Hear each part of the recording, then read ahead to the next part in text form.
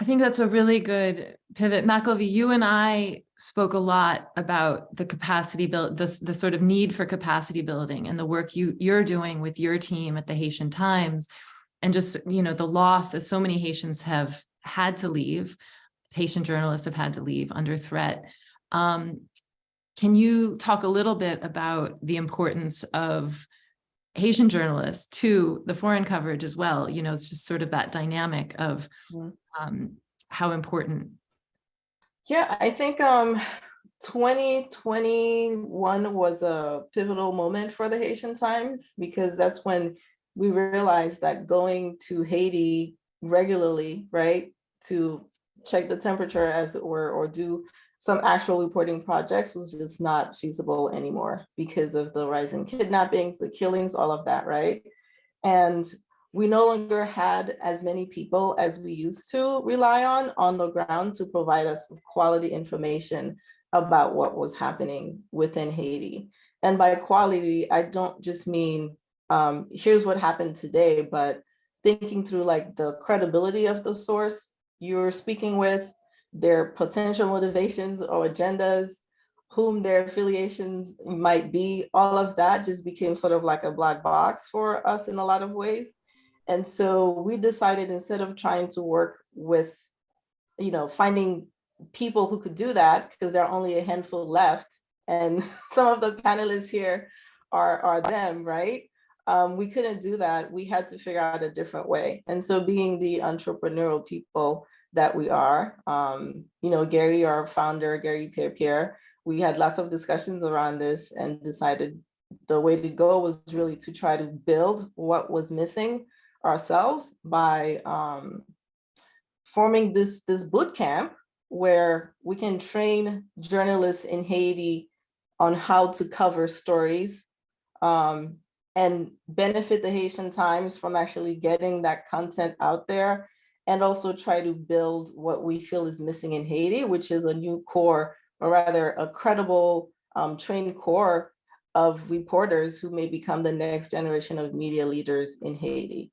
Because when you have, like Jackie said, a political vacuum, right?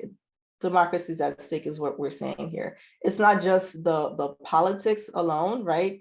It permeates everything else. And the media, the way it's been manipulated by the politicians, the business elites, just everybody, right?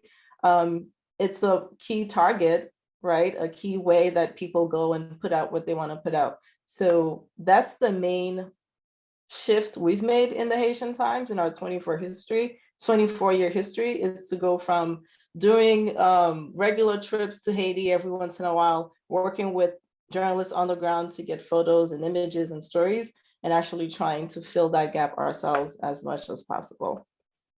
Thank you. That's great. I'm getting a lot of questions from the audience.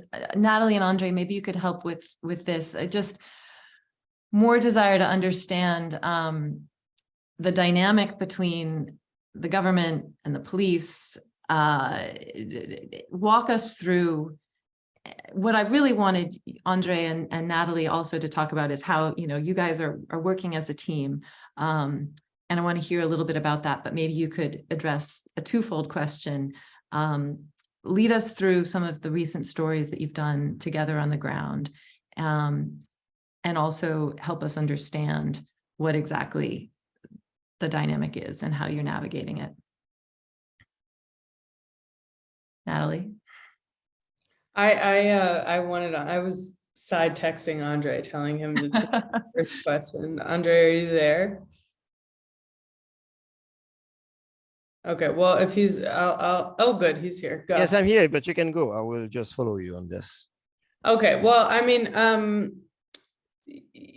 I'll talk about how we work together, which is, I mean, I think generally speaking, what Jackie said is so spot on. We rely on each other so much as the press corps in general in Haiti. And I think, I mean, I work in Mexico, one of the most dangerous countries in the world for journalists. And so, and I think we learn here, and we learn in a lot of the countries that we work, that it's so important to rely on each other and to really help each other and to serve as sources for each other. You know, sometimes some of the best sources that we have in the countries that we work are our colleagues. And so, of course, you know, there's competition but I've always found that in scenarios like this, there's so much collaboration. I mean, I have journalists in Haiti texting me right now, you know, like we all talk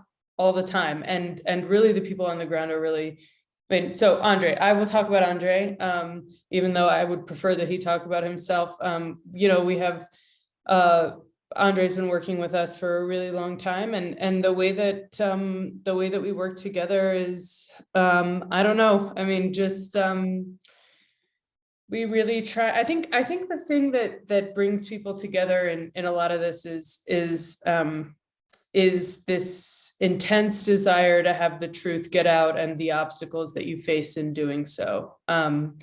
So when you can't even get to the places that you want to go, and you know, you're finding just basic obstacles to even seeing the things you want to see. So, you know, when cholera started to break out, how do you get to Cité Soleil? How do you get to Cité Soleil? I mean, you know, this is just a really basic question. And it just is a day-to-day thing. And I think, I mean, How do you get to, I mean, how are you actually figuring that out on a day-to-day basis? I'm going to let Andre take this one. I mean, I rely so much on Andre is the reality, and on my colleagues and on a lot of people that I'm talking to every day. But I mean, it takes a lot to be able to get to different, I mean, it depends on the day, right? So it's just sort of like, I don't know, Andre, how do you get to Cité Soleil on any given day? How do you get there when cholera is breaking out? How do you get to a place where people are, how do you get to the clinics and the treatment centers? I think you are a better place to answer that than me. Thank you, Nat. First of all, I will say that in Haiti, it's important to have many contacts in different neighborhoods. So before you go there, you can check on them. Hey, what is the situation today? What was the situation yesterday? Can I go? I'm going alone today, or I'm going with a team. I have some foreigners, which is like, you know, as we say in Haiti, white people coming with me. So, you know, they will attract attention of people as soon as we get to the field. So what is the situation? So first of all, there's a synergy in our group between Natalie and myself, but also we trust each other, and I trust also my contacts on the field. So before we go to anywhere, I need to double check. And now the new element is that since the assassination of President Moïse, we have been mostly working with a security team. So we need to also have the approval before we go to anywhere. And that's where it's good also to work with locals, because I've experienced working with foreigners, security advisors who rely only on the phone, on news, who doesn't know the reality of the field. And working with locals, this is completely different. And this is where we play a big role. And where, if I say to Natalie, well, we cannot go today, she will trust me. And we say, where can we go there? We say, maybe tomorrow. So it's a day by day situation. And I said, and I think Natalie said that at the beginning, we got to be very flexible in Haiti. And even during the day when we are at the field working, you got to always pay attention of your surroundings and keep in touch with the people, you know, and be as nice as you can, because you don't know who's going to help you out with a situation. You know, you can be in a place where your contacts cannot help you, but Haitians, you know, we have that hospitality, you know, that solidarity. So when you go to a place, you say hi to everyone, they're happy, and you give them the value that they have, and then they feel happy, and you connect with them.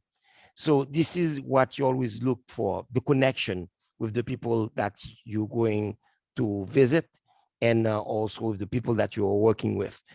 And Port-au-Prince has become very dangerous when I look through for the recent years, where now no-go areas, it's like everywhere is a no-go now. More than 70% of the capital now is under gang control, and very upscale place like Pétionville or La Boule, for people who knows Port-au-Prince, where people always felt like safe.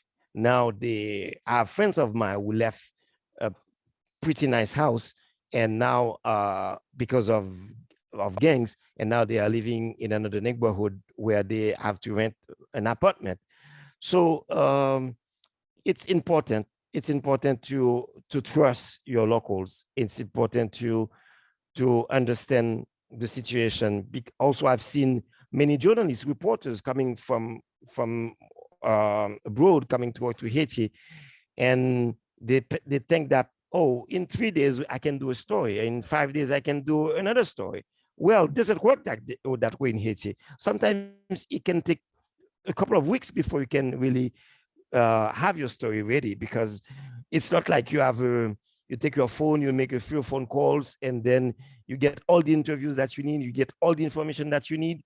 Look what Jackie just said. We have like a police spokesperson. Sometimes he is very happy to talk to you. Sometimes he doesn't take any calls. You have also a group working with the prime minister when you try to collect information from the primature, from the prime minister's office. It's not easy. We have a communication minister that sometimes it's hard to get on the phone. So Haiti is not that easy. And you got to be patient, flexible. You need to love people, and develop some qualities. And that's why when you are in Haiti, it's hard for you to leave after that because you're stuck here.